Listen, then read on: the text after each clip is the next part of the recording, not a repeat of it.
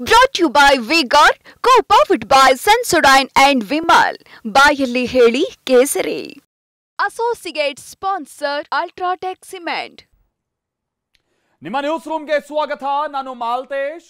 ಪ್ರಜ್ವಲ್ ರೇವಣ್ಣ ವಿರುದ್ಧದ pen drive case, ಲೈಂಗಿಕ ದೌರ್ಜನ್ಯ ಕೇಸ್ ಹಾಗೂ ಅತ್ಯಾಚಾರ ಕೇಸ್ಗೆ ಮತ್ತೊಂದು ದೊಡ್ಡ ಟ್ವಿಸ್ಟ್ ಸಿಕ್ಕಿದೆ. ಈಗ ಆಲ್ರೆಡಿ 2 ಕೇಸ್ನಲ್ಲಿ ವಾಂಟೆಡ್ ಆಗಿರುವಂತಹ ಅತ್ಯಾಚಾರದ ಆರೋಪಿ ಪ್ರಜ್ವಲ್ ರೇವಣ್ಣ ವಿರುದ್ಧ ಇದೀಗ ಮತ್ತೊಂದು ರೇಪ್ ಕೇಸ್ ದಾಖಲಾಗಿದೆ. ವಿದೇಶದಲ್ಲಿರುವಂತಹ ಪ್ರಜ್ವಲ್ ಕೊರಳಿಗೆ ಅತ್ಯಾಚಾರ ಪ್ರಕರಣಗಳ ಉರುಳು ಮತ್ತಷ್ಟು ಬಿಗಿಯಾಗ್ತಾ ಇದೆ. ಹಾಗಾದ್ರೆ ಹೊಸದಾಗಿ ದಾಖಲಾದಂತಹ ಕೇಸ್ನ ಡೀಟೇಲ್ಸ್ ಏನು? ಇಲ್ಲಿದೆ ನೋಡಿ ಒಂದು report.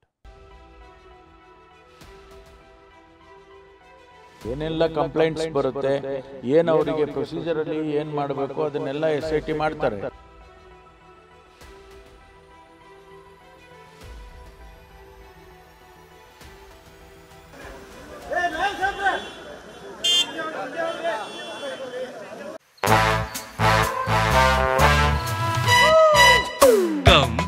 Come, my love, please don't say no, baby.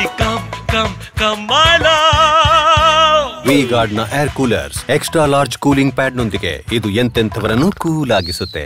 V-Guard air coolers, long lasting cooling. Prajwal ಮತ್ತು ರೇವಣ್ಣ ವಿರುದ್ಧದ ಲೈಂಗಿಕ ದೌರ್ಜನ್ಯ ಆರೋಪಗಳ ಜಾಲ ಇದೀಗ ತಂದೆ ಮಗನ ಕುತ್ತಿಗೆಗೆ ತಂದಿಟ್ಟಿವೆ. ಯಾವ ಕಿಡ್ನಾಪ್ ಕೇಸ್ನಲ್ಲಿ ತಂದೆ ರೇವಣ್ಣ ಜೈಲು ಸೇರಿದ್ದಾರೋ ಇದೀಗ ಅದೇ ಕೇಸ್ ಪ್ರಜ್ವಲ್ ಕೊರಳಿಗೂ ಸುತ್ತಿಕೊಂಡಿದೆ. ಯಾಕಂದ್ರೆ ಪ್ರಜ್ವಲ್ ವಿರುದ್ಧ ಮತ್ತೊಂದು ರೇಪ್ ಕೇಸ್ ದಾಖಲಾಗಿದೆ.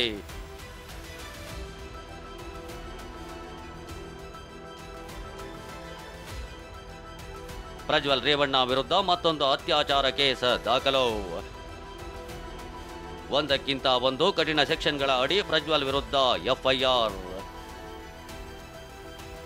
ಹೌದು, KR ನಗರ ಠಾಣೆಯಲ್ಲಿ ರೇವಣ್ಣ ವಿರುದ್ಧ ದಾಖಲಾಗಿದ್ದ ಕಿಡ್ನಾಪ್ ಕೇಸ್ನಲ್ಲೇ ಇದೀಗ ಪ್ರಜ್ವಲ್ ವಿರುದ್ಧವೂ ಅತ್ಯಾಚಾರ ಕೇಸ್ ದಾಖಲಾಗಿದೆ. ಮೇ 8ರಂದೇ ಪ್ರಜ್ವಲ್ ವಿರುದ್ಧ FIR ದಾಖಲಾಗಿದೆ. ಅಲ್ಲಿಗೆ ಪ್ರಜ್ವಲ್ ವಿರುದ್ಧ ಅಧಿಕೃತವಾಗಿ 2ನೇ ಅತ್ಯಾಚಾರ ಕೇಸ್ ದಾಖಲಾಗಿದೆ.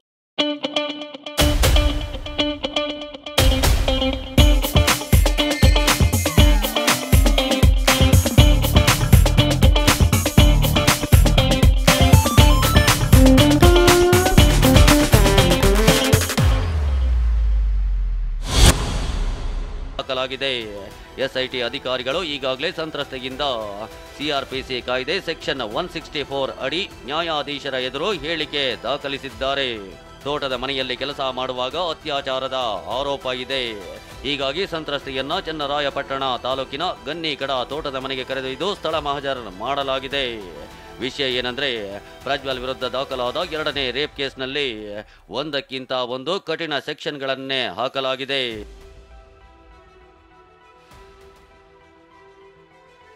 376(2)(n) ಸೆಕ್ಷನ್ ಅಂದ್ರೆ ಮಹಿಳೆ ಮೇಲೆ ಪದೇ ಪದೇ ಅತ್ಯಾಚಾರ ಮಾಡಿರುವ ಕೇಸ್ ಹಾಕಲಾಗಿದೆ. 2ನೇಯದ್ದಾಗಿ IPC ಸೆಕ್ಷನ್ 354(a) ಅಂದ್ರೆ ಲೈಂಗಿಕ ಅನುಕೂಲಕ್ಕಾಗಿ ಬೇಡಿಕೆ ಇಟ್ಟಿರೋ ಸೆಕ್ಷನ್ ಹಾಕಲಾಗಿದೆ. 3ನೇಯದ್ದಾಗಿ ಸೆಕ್ಷನ್ 354. ಇದು ತಗೊಳ್ಳೋಣ. ಇದು ಇನ್ವರ್ಟರ್ AC. ನೀವು ಗ್ಯಾಮ್ಲರ್ ಅಲ್ವಾ?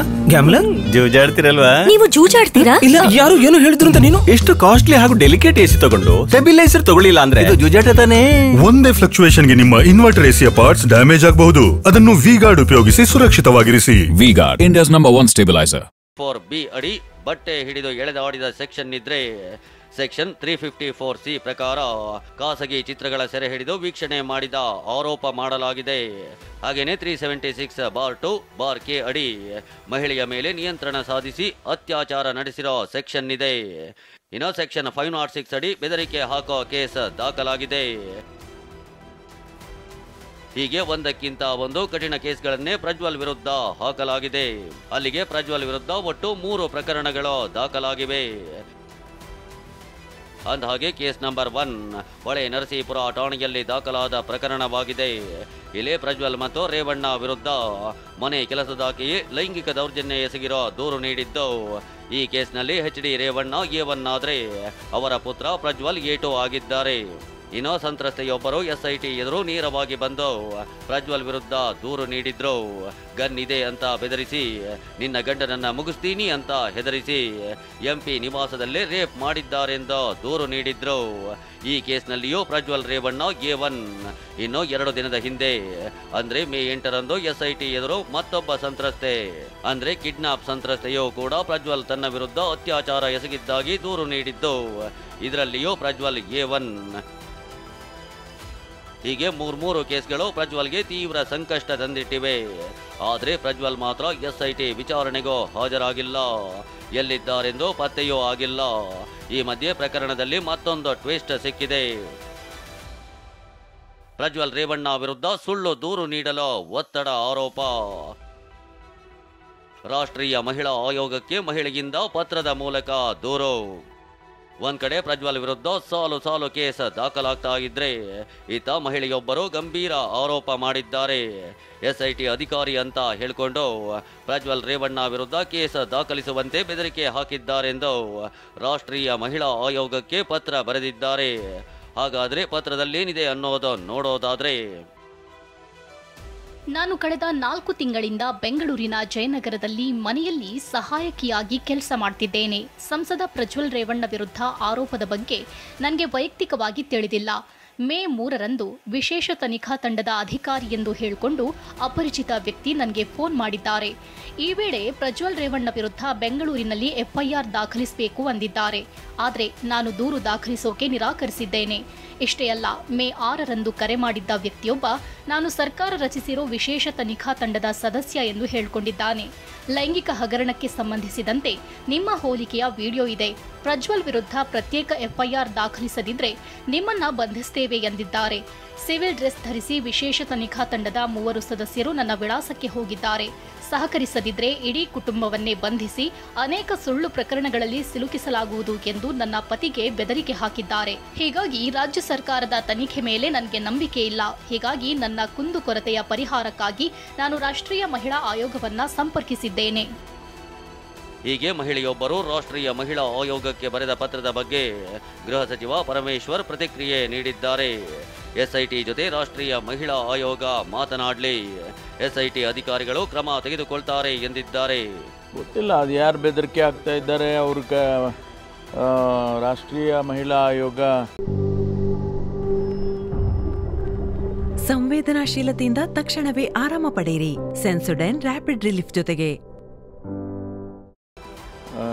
SIT ಅವರಿಗೆ ಮಾತಾಡಲಿ, ಅವರಿಗೆ ಏನು ಬೆದರಿಕೆ ಬಂದಿದೆ ಅವರಿಗೆ ತಿಳಿಸ್ಲಿ, ಆಮೇಲೆ ಅವ್ರು ಏನು ಕ್ರಮ ತಗೋಬೇಕೋ ತಗೊಳ್ತಾರೆ. ಒಟ್ಟಾರೆ ಪ್ರಜ್ವಲ್ ರೇವಣ್ಣ ವಿರುದ್ಧದ ಪ್ರಕರಣಗಳಿಗೆ ದಿನಕ್ಕೊಂದು ಟ್ವಿಸ್ಟ್, ಕ್ಷಣಕ್ಕೊಂದು ಟ್ವಿಸ್ಟ್ ಸಿಗ್ತಾ ಸಾಕ್ತಿದೆ. ಆದರೆ ಅತ್ಯಾಚಾರ ಆರೋಪಿ ಪ್ರಜ್ವಲ್ ಮಾತ್ರ ಇದುವರೆಗೂ ಪತ್ತೆಯಾಗದಿರೋದೇ ಕುತೂಹಲಕ್ಕೆ ಕಾರಣವಾಗಿದೆ. ಹಾಸನದಿಂದ ಮಂಜುನಾಥ್ ಜೊತೆ ಶಿವಪ್ರಸಾದ್, TV9 ಬೆಂಗಳೂರು. ಮತ್ತೊಂದು ಕಡೆ ರಾಜ್ಯ ರಾಜಕಾರಣದಲ್ಲಿ ಪ್ರಜ್ವಲ್ ಪ್ರಕರಣದ ಬಗ್ಗೆ ಮಾತಿನ ಸಮರ ಮುಂದುವರಿತಾ ಇದೆ. ಎಸ್ಐಟಿ ತನಿಖೆ ಬಗ್ಗೆ ಅನುಮಾನ ವ್ಯಕ್ತಪಡಿಸಿದ್ದಂತ ಕುಮಾರಸ್ವಾಮಿಗೆ ಕೈ ನಾಯಕರು ತಿರುಗೇಟು ಕೊಡ್ತಿದ್ದಾರೆ. ಆದರೆ ಪ್ರಕರಣವನ್ನ CBIಗೆ ಕೊಡ್ಲಿ, ಇಲ್ಲದೆ ಹೋದ್ರೆ DK ಶಿವಕುಮಾರ್ ರಾಜೀನಾಮೆ ಕೊಡ್ಲಿ ಅಂತ ಪ್ರಹ್ಲಾದ್ ಜೋಶಿ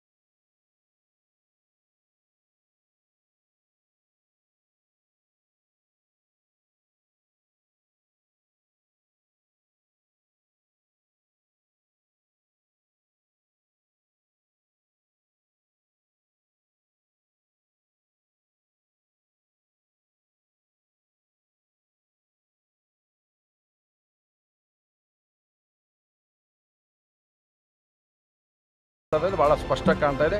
ಹೀಗಾಗಿ ಸಿಬಿಐ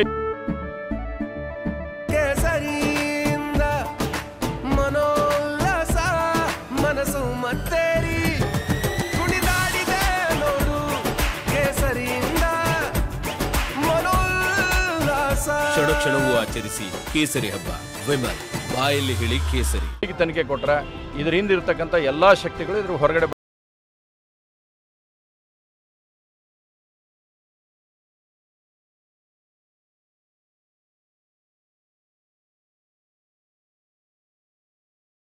ಮೇಲೆ ನಂಬಿಕೆ ಇಲ್ಲ, ಸಿಬಿಐ ಮೇಲೆ ಪ್ರೀತಿ. ಮೈತ್ರಿ ನಾಯಕರ ಆಗ್ರಹಕ್ಕೆ ಸಿದ್ದರಾಮಯ್ಯ ತಿರುಗೇಟು. ಪ್ರಕರಣವನ್ನ ಸಿಬಿಐಗೆ ನೀಡಬೇಕು ಎಂಬ ಮೈತ್ರಿ ನಾಯಕರ ಆಗ್ರಹಕ್ಕೆ ಸಿಎಂ ಸಿದ್ದರಾಮಯ್ಯ ತಿರುಗೇಟು ಕೊಟ್ಟಿದ್ದಾರೆ. ಬಿಜೆಪಿಯವರೇ ಕರಪ್ಷನ್ ಬ್ಯೂರೋ ಅಂತಿದ್ರು, ದೇವೇಗೌಡ್ರೆ ಚೋರ್ ಬಚಾವೋ ಸಂಸ್ಥೆ ಅಂದಿದ್ರು. ಈಗ ಏಕಾಏಕಿ ಸಿಬಿಐ ಮೇಲೆ ಪ್ರೀತಿ ಬಂದಿದೆ. ನಮ್ಮ ಪೊಲೀಸರ ಮೇಲೆ ಇವರಿಗೆ ನಂಬಿಕೆ ಇಲ್ಲ ಅಂತ ಗುಡುಗಿದ್ದಾರೆ. ಈಗ SIT ಮಾಡಿದ್ದೀವಿ. ನನಗೆ ನಮ್ಮ ಪೊಲೀಸ್ನವ್ರ ಬಗ್ಗೆ ವಿಶ್ವಾಸ ಇದೆ, ನಂಬಿಕೆ ಇದೆ. ಅವರು ಕಾನೂನು ರೀತಿಯ ಇನ್ವೆಸ್ಟಿಗೇಷನ್ ಮಾಡಿ ತನಿಖೆ ಮಾಡಿ ವರದಿ ಕೊಡ್ತಾರೆ ಅಂತಕ್ಕಂಥ ನಂಬಿಕೆ ಇದೆ. ಕಾನೂನು ಯಾವ ರೀತಿ ಕೆಲಸ ಮಾಡ್ತದೆ ಅದಕ್ಕೆ ಇಂಟರ್ಫಿಯರ್ ಆಗಲ್ಲ. ಪೊಲೀಸ್ನವರು ಇನ್ವೆಸ್ಟಿಗೇಟ್ ಮಾಡ್ತಾರೆ, ಸ್ಪೆಷಲ್ ಇನ್ವೆಸ್ಟಿಗೇಷನ್ ಟೀಮ್ ಮಾಡಿದ್ದೀವಿ, ಅವ್ರು ಇನ್ವೆಸ್ಟಿಗೇಟ್ ಮಾಡ್ತಾರೆ. ಇವರು SIT ಮೇಲೆ ನಂಬಿಕೆ ಇಟ್ಕೋಬೇಕಲ್ವ. ನಮ್ಮ ಪೊಲೀಸ್ನವ್ರ ಮೇಲೆ ನಂಬಿಕೆ ಇಟ್ಕೊಳ್ಳೋದು, ಇಂಡಿಯರ್ ಮೇಲೆ ನಂಬಿಕೆ ಇಟ್ಕೊಳ್ಳೋದು. ಎಲ್ಲ ಕ್ರಿಮಿನಲ್ ಅಫೆನ್ಸಸ್ಗಳನ್ನೆಲ್ಲ ಎಂಕ್ವೈರಿ ಇನ್ವೆಸ್ಟಿಗೇಟ್ ಮಾಡೋರು ಯಾರ್ರೀ? ನಮ್ಮ ಪೊಲೀಸ್ ಅಲ್ವಾ? ಮತ್ತು ಈ SIT ಆಗಿರೋದು ಯಾವ ಪೊಲೀಸು? ಅವ್ರಿಗೆ ನಮ್ಮ ಪೊಲೀಸ್ನವ್ರ ಮೇಲೆ ನಂಬಿಕೆ ಇಲ್ವಾ? ಯಾರ ಇನ್ವಾಲ್ವ್ಮೆಂಟು ಇಲ್ಲ ಇದರಲ್ಲಿ, ಯಾರ ಇನ್ವಾಲ್ವ್ಮೆಂಟು ಇಲ್ಲ. ಗೊತ್ತಾಯ್ತಾ? DK ಶಿವಕುಮಾರ್ ಇನ್ವಾಲ್ವ್ಮೆಂಟು ಇಲ್ಲ, ನನ್ನ ಇನ್ವಾಲ್ವ್ಮೆಂಟು ಇಲ್ಲ, ಯಾರ ಇನ್ವಾಲ್ವ್ಮೆಂಟು ಇಲ್ಲ. ಕರಪ್ಷನ್ ಬ್ಯೂರೋ ಆಫ್ ಇನ್ವೆಸ್ಟಿಗೇಷನ್ ಅಂತ ಕರಿತೀವಿ. ಇದೇ BJP ಅವರು ಕರಪ್ಷನ್ ಬ್ಯೂರೋ ಆಫ್ ಇನ್ವೆಸ್ಟಿಗೇಷನ್. ದೇವೇಗೌಡರು ಏನಂತ ಕರಿತೀರು ಗೊತ್ತಾ? ಚೋರ್ ಬಚಾವ್ ಸಂಸ್ಥೆ ಅಂತ ಕರಿತೀವಿ. ಈಗ ಇದಕ್ಕಿದೆ ಸಿಬಿಐ ಬಗ್ಗೆ ಪ್ರೀತಿ ಕರೀತಾರೆ. ಮೊದಲು ನಿಮ್ಮನೆ ರಿಪೇರಿ ಮಾಡ್ಕೊಳ್ಳಿ ಎಂದ DK. HDK ವಿರುದ್ಧ DK ಶಿವಕುಮಾರ್ ಪರೋಕ್ಷ ವಾಗ್ದಾಳಿ. SIT ತನಿಖೆಯಲ್ಲಿ ಹಸ್ತಕ್ಷೇಪವಾಗ್ತಿದೆ ಎಂಬ ಕುಮಾರಸ್ವಾಮಿ ಆರೋಪಕ್ಕೆ ಪ್ರತಿಕ್ರಿಯಿಸಿರೋ DK ಶಿವಕುಮಾರ್ ಪರೋಕ್ಷವಾಗಿ ಟಾಂಗ್ ಕೊಟ್ಟಿದ್ದಾರೆ. ಬಸವಣ್ಣನವರ ವಚನ ಹೇಳೋ ಮೂಲಕ ತಿವಿದಿದ್ದಾರೆ. ಪ್ರಕರಣ ಹಳ್ಳ ಹಿಡಿಸಲು ಸಿಬಿಐ ಕೊಡಬೇಕಾ ಅಂತ ಕಾಂಗ್ರೆಸ್ ವಕ್ತಾರ ಲಕ್ಷ್ಮಣ್ ಪ್ರಶ್ನಿಸಿದ್ದಾರೆ. ಲೋಕದ ಡೊಂಕಕ್ಕೆ ನೀವೇಕೆ ತಿದ್ದುವಿರಿ? ನಿಮ್ಮ ತನವ ಸಂತೈಸಿಕೊಳ್ಳಿ, ನಿಮ್ಮ ಮನವ ಸಂತೈಸಿಕೊಳ್ಳಿ. ಬೇರೆಯವರೇ ಇದಕ್ಕೆ ಯಾಕೆ ಫಸ್ಟ್ ನಿಮ್ಮ ಮನೆ ರಿಪೇರಿ ಮಾಡ್ತೀರಿ ಅಂತ ಹೇಳಿದ್ದಾರೆ ಎಲ್ಲರೂ ಕೂಡ. ಬೇರೆಯವ್ರ ಬಗ್ಗೆ ಯಾಕೆ ಮಾತಾಡ್ತೀರಿ? ಲೋಕದ ಡಂಕೆ ಯಾಕೆ ಹೇಳ್ತಾ ಇದ್ದೀರಿ? ನಿಮ್ಮ ಮನೇಲಿರೋ ಡೊಂಕನ, ನಿಮ್ಮಲ್ಲಿರೋ ಡೊಂಕನ ನೀವು ಕಿತ್ಕೊಳ್ಳಿ ಅಂತ ಹೇಳಿದ್ದಾರೆ. ನಿತ್ಯಾನಂದ ಸ್ವಾಮಿ ಜೊತೆ ಲಿಂಕ್ ತಗೊಂಡು ಅದ್ರಲ್ಲಿ ಅವರಿರುವ ಜಾಗಕ್ಕೆ ಹೋಗ್ತಾವ್ರೆ ಇವರು ಅಂತ ಪ್ರಜ್ವಲ್ ರೇವಣ್ಣ ಅವರು ಅಲ್ಲಿಗೆ ಏನೋ ಹೋಗುವಂಥದಕ್ಕೆ ಪ್ರಯತ್ನ ಮಾಡ್ತಾವ್ರೆ.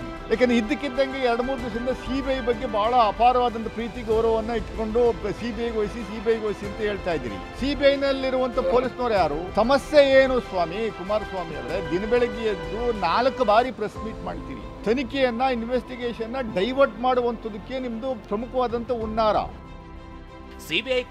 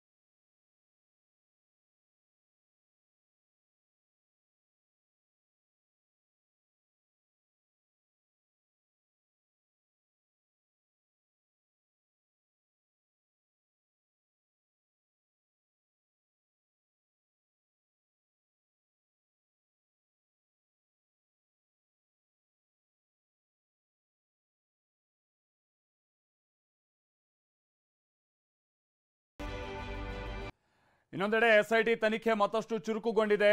ಪೆನ್ಡ್ರೈವ್ ಹಂಚಿಕೆಯ ಜಾಲ ಸೇರಿದ ಹಾಗೆ ಪ್ರಜ್ವಲ್ ಮತ್ತು ರೇವಣ್ಣ ವಿರುದ್ಧದ ಲೈಂಗಿಕ ದೌರ್ಜನ್ಯ ಪ್ರಕರಣದ ಬಗ್ಗೆಯೂ ಕೂಡ ಎಸ್ಐಟಿ ಅಧಿಕಾರಿಗಳು ಮಾಹಿತಿಯನ್ನ ಸಂಗ್ರಹಿಸ್ತಾ ಇದ್ದಾರೆ.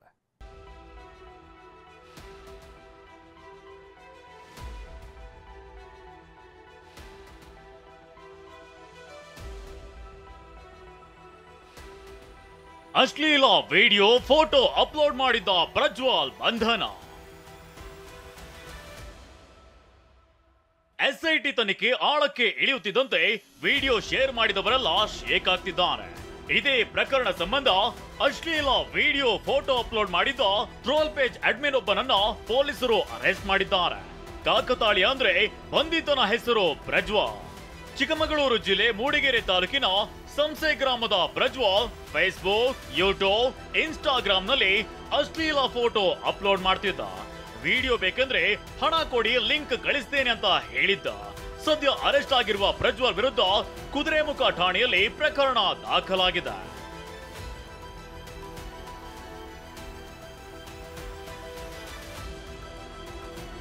ದೇವರಾಜೇಗೌಡ ವಿರುದ್ಧ ದೂರು, ಎಸ್ಐಟಿಯಿಂದ ನೋಟಿಸ್.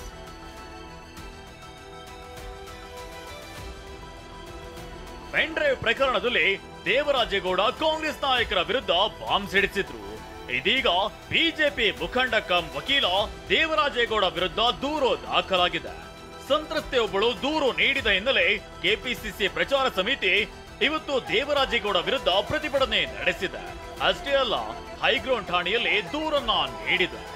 ಮಹಿಳೆಯರಿಗೆ ನ್ಯಾಯ ಕೊಡಿಸ್ತೇನೆ ಅಂತ ಅವರೇ ದೌರ್ಜನ್ಯ ಮಾಡಿದ್ದಾರೆ ಅಂತ ಕೆಪಿಸಿಸಿ ಪ್ರಧಾನ ಕಾರ್ಯದರ್ಶಿ ಮನೋಹರ್ ಆರೋಪಿಸಿದ್ದಾರೆ. ದೇವರಾಜೇಗೌಡ ಬಂಧನಕ್ಕೆ ಆಗ್ರಹಿಸಿದ್ದಾರೆ. ಈ ಮಧ್ಯೆ ಎಸ್ಐಟಿ ತನ್ನ ತನಿಖೆಯ ಭಾಗವಾಗಿ ಪ್ರಜ್ವಲ್ ಮಾಜಿ ಕಾರು ಡ್ರೈವರ್ ಕಾರ್ತಿಕ್ ಮತ್ತು ವಕೀಲ ದೇವರಾಜೇಗೌಡಗೆ ನೋಟಿಸ್ ನೀಡಿದೆ. 24 ಗಂಟೆಯೊಳಗೆ ತನಿಖೆಗೆ ಹಾಜರಾಗಲು ಸೂಚಿಸಿದೆ.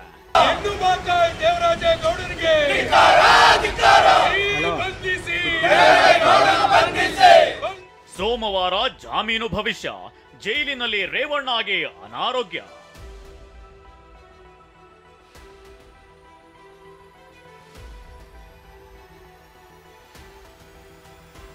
ಕಿಡ್ನಾಪ್ ಪ್ರಕರಣದಲ್ಲಿ ಪರಪ್ಪನ ಅಗ್ರಹಾರ ಜೈಲು ಸೇರಿರೋ ಎಚ್.ಡಿ. ರೇವಣ್ಣಗೆ ಸೋಮವಾರದವರೆಗೆ ಜೈಲೇ ಗತಿಯಾಗಿದೆ. 2 ದಿನ ಜೈಲಿನಲ್ಲಿ ಕಳೆದಿರುವ ರೇವಣ್ಣಗೆ ನಿನ್ನೆ ರಾತ್ರಿ ಮತ್ತೆ ಹೊಟ್ಟೆ ಮತ್ತು ಬೆನ್ನು ನೋವು ಕಾಣಿಸಿಕೊಂಡಿದೆ. ವೈದ್ಯರಿಂದ ಚಿಕಿತ್ಸೆಯೂ ನೀಡಲಾಗಿದೆ. ಸಿಂಗಲ್ ರೂಮ್ ನಲ್ಲಿರೋ ರೇವಣ್ಣಗೆ ದಿವಾನ್ ಕಾಟ್ ಕೊಡಲಾಗಿದೆ. ಪಿಎಸ್ಐ ನೇಮಕಾತಿ ಕೇಸ್ನಲ್ಲಿ ಜೈಲು ಸೇರಿದ್ದ ಅಮೃತ್ ಪಾಲ್ ಇದ್ದ ಕೊಠಡಿಯಲ್ಲಿ ರೇವಣ್ಣ ಸೆರೆವಾಸವನ್ನ ಅನುಭವಿಸುತ್ತಿದ್ದಾರೆ. ಜಾಮೀನು ಅರ್ಜಿ ಮುಂದೂಡಿಕೆ ಹಿನ್ನೆಲೆ ರೇವಣ್ಣ ಮತ್ತಷ್ಟು ಚಿಂತಾಕ್ರಾಂತರಾಗಿದ್ದಾರೆ.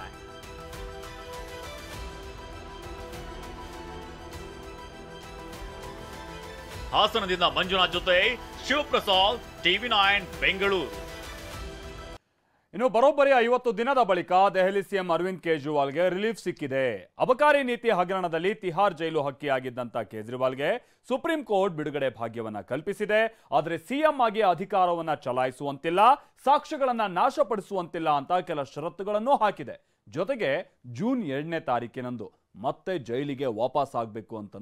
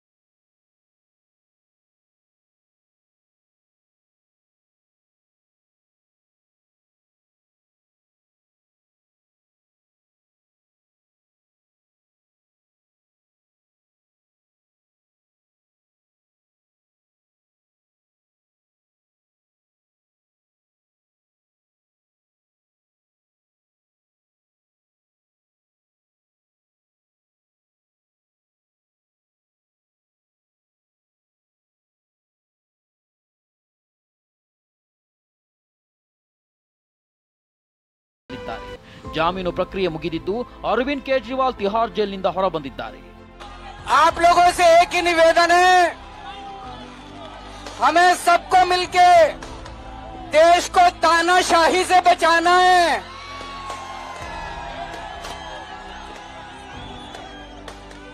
मैं तन मन धन से लड़ रहा हूं, संघर्ष कर रहा हूं तानाशाही के खिलाफ, लेकिन 140 करोड़ लोगों को तानाशाही से लड़ना पड़ेगा. ಹೀಗೆ ಪ್ರಧಾನಿ ಮೋದಿ ಹೆಸರೇಳದೆ ಪರೋಕ್ಷವಾಗಿ ಗುಡುಗಿರುವ ಕೇಜ್ರಿವಾಲ್ ನಾಳೆ ಬೆಳಗ್ಗೆ 11 ಗಂಟೆಗೆ ದೆಹಲಿಯ ಹನುಮಾನ್ ಮಂದಿರಕ್ಕೆ ಭೇಟಿ ನೀಡಲಿದ್ದಾರೆ. ಬಳಿಕ ಪಕ್ಷದ ಕಚೇರಿಗೆ ತೆರಳಿ ಸುದ್ದಿಗೋಷ್ಠಿ ನಡೆಸೋದಾಗಿ ಹೇಳಿದ್ದಾರೆ. ಹೀಗಾಗಿ ನಾಳೆ ಅರವಿಂದ್ ಕೇಜ್ರಿವಾಲ್ ಏನ್ ಬಾಂಬ್ ಸಿಡಿಸ್ತಾರೋ ಕುತೂಹಲ ಮೂಡಿಸಿದೆ. ಹರೀಶ್, TV9 ನವದೆಹಲಿ. ಇನ್ನು ಪ್ರಧಾನಿ ನರೇಂದ್ರ ಮೋದಿ ವಿರುದ್ಧ ಇಂಡಿಯಾ ಮೈತ್ರಿಕೂಟದ ನಾಯಕರು ವಾಗ್ದಾಳಿ ನಡೆಸಿದ್ದಾರೆ. ನರೇಂದ್ರ ಮೋದಿ ಮತ್ತೆ ಪ್ರಧಾನಿಯಾಗಲ್ಲ, ಬರೆದು ಕೊಡ್ತೀನಿ ಅಂತ ರಾಹುಲ್ ಗಾಂಧಿ ಹೇಳ್ತಾ ಇದ್ರು. ಇದಕ್ಕೆ ಪ್ರಧಾನಿ ಮೋದಿ ಪ್ರತಿಕ್ರಿಯಿಸಿದ್ದು, ದೇಶದ 140 ಕೋಟಿ ಜನ ನನ್ನ ರಕ್ಷಣೆಗಿದ್ದಾರೆ ಅಂತ ತಿರುಗೇಟು ಕೊಟ್ಟಿದ್ದಾರೆ. मैं आपको लिख के दे रहा हूं, उत्तर प्रदेश में इंडिया गठबंधन का तूफान आ रहा है.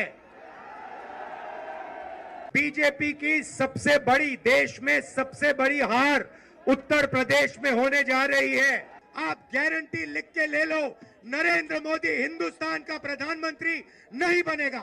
चौथे चरण के बाद 3 होने जा रहे हैं. ये चौथा चरण ही भारतीय जनता पार्टी का पूरा बैलेंस खराब कर देगा. और अब तो केवल 4 कदम हमें चलना है भारतीय जनता पार्टी की सरकार का सफाया करने के लिए. स्कूल के बच्चे बता देंगे कि जो डराता है धमकाता है वो सबसे बड़ा कायर होता है. एक बार कोई खड़ा हो गया उसके सामने तो घबरा के पीछे हटता है, और वही हो रहा है मोदी जी के साथ. आज उनकी कायरता दिख रही है क्योंकि उनके सामने विरोधी दल खड़े हो गए हैं. एक तरफ कांग्रेस है जो कहती है मोदी तेरी कब्र खुल देगी, लेकिन ये भूल रहे हैं कि भारत की 140 करोड़ जनता, मेरे माताएं बहनें, इतनी बड़ी तादाद में जो आई है ना, ये मेरी माताएं बहनें, यही मोदी की रक्षक है. Brought to you by V-Guard, co-powered by Sensodyne and Vimal. ಬಾಯಲ್ಲಿ ಹೇಳಿ ಕೇಸರಿ. Associate sponsor Ultratech Cement.